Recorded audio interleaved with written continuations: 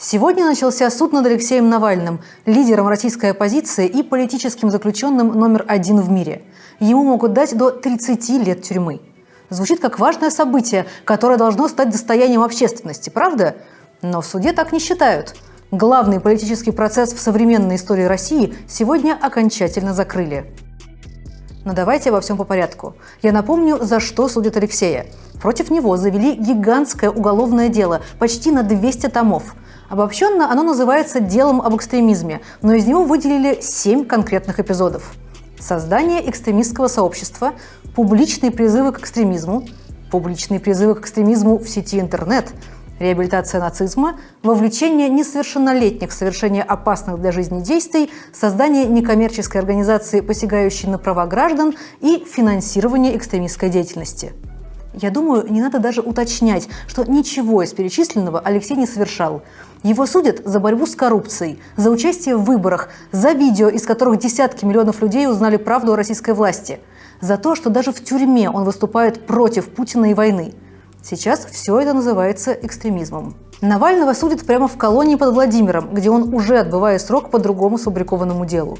Обычно осужденных в таком случае доставляют из колонии в СИЗО, а сами заседания проходят в зале суда. Но для Алексея сделали исключение. Его прошлый суд, приговоривший Навального к 9 годам, тоже проходил в колонии. Но тогда в зал хотя бы пустили несколько журналистов и жену Алексея. На этот раз все не так. Всю прессу собрали в отдельной комнате с небольшим экраном на стене, чтобы можно было смотреть по нему трансляцию.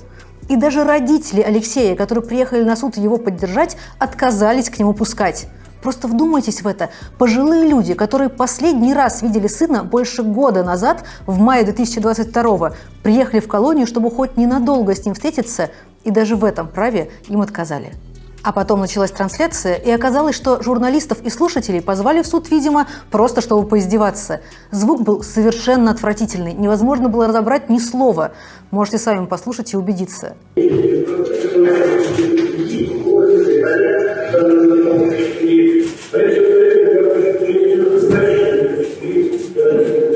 И вот это назвали открытым заседанием.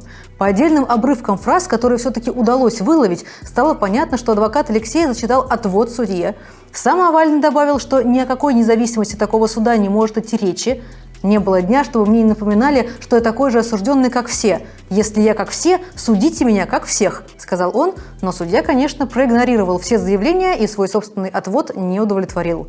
Кстати, я хочу, чтобы вы запомнили имя этого самого судьи. Его зовут Андрей Суворов. Навальный ходатайствовал, чтобы его родителям разрешили присутствовать в зале. И судья пообещал вернуться к этому вопросу позже. Вот только позже он просто закрыл весь процесс под предлогом того, что его открытость противоречит безопасности. Не очень ясно, что может угрожать безопасности в колонии строгого режима, которую охраняют вооруженные люди, а всех пришедших досматривают с собаками. И это я еще не говорю о том, что законных оснований закрыть такой процесс нет, в нем нет государственной тайны. Об этом сказал и Даниэль Холодный, еще один человек, которого судят вместе с Алексеем по делу об экстремизме, бывший технический директор канала «Навальный Лайв». Ему грозит до 15 лет лишения свободы. По сути, конечно, я прекрасно понимаю, что главная причина того, что вы решили начать сюда, желание отключить трансляцию. Никто не услышал весь этот абсурд, который содержится в описании различных уголовного дела, 49 тысяч страниц. Просто государство очень стыдно, что они за 1,5 года уголовного расследования не смогли собрать ничего. Всякому здравомыслящему человеку понятно, что никакой угрозы для участников открытый процесс не несет и нести не может. Угрозу он представляет только для Путина, который настолько боится любого слова правды, что пойдет на все, чтобы его заглушить. Есть основания главной журналистики, которые сюда придут у нас здесь все закрыто, потому что, во-первых, у нас здесь будет 2 человека в зале, во-вторых, мы будем вести трансляцию.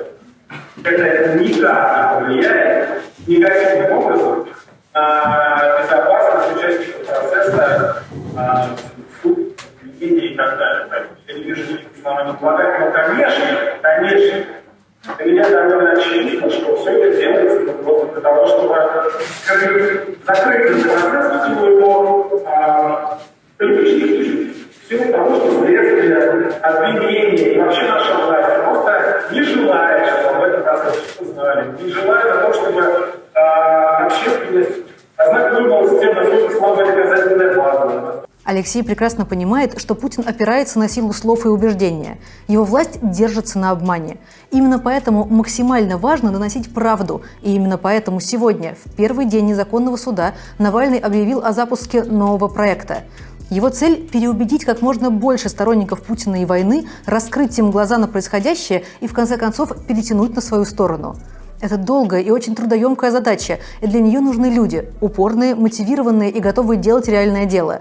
Мы хотим создать систему, которая позволит агитировать по телефону и через соцсети, не создавая рисков для агитаторов. Мы будем общаться с людьми разных профессий, разного возраста, разных убеждений и в процессе найдем слова, которые заставят их, если не сразу изменить свои взгляды, то хотя бы усомниться. Все подробности о проекте по ссылке в описании к видео.